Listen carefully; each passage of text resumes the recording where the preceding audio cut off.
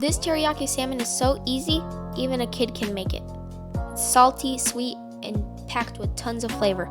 So without further ado, let's get right into it.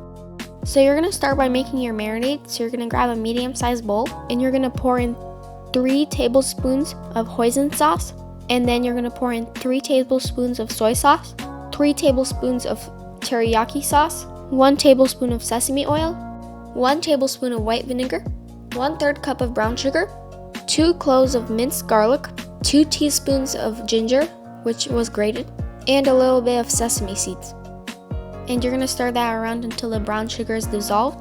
So you're gonna add in your salmon, which you have cut already into slices. And there you go, your marinade is done. And you're just gonna let that marinate for about an hour. So you're just gonna put your salmon into a baking sheet with foil on it and make sure that it's all spaced apart so it can bake evenly. So my oven has preheated to 400 Fahrenheit, and you're gonna add that into your oven. And you're gonna let it cook for about 12 minutes. So with the sauce you have left over from the marinade, you're gonna add that into a medium-sized saucepan, and you're gonna turn it on medium heat, and you're gonna cook that for about 3 to 4 minutes until the sauce has slightly thickened. Once your salmon has reached 165 Fahrenheit inside, you're ready to take it out of the oven. And you're gonna grab a pastry brush and you're gonna brush some teriyaki sauce on top of the salmon and make sure that it's well coated. So I like to serve my salmon with some fluffy white rice, but you can serve it with broccoli, zucchini, or mushrooms.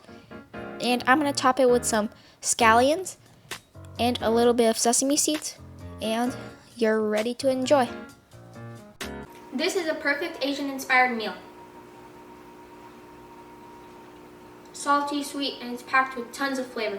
If you like teriyaki salmon, this is perfect for you. Make sure you like, comment, and subscribe.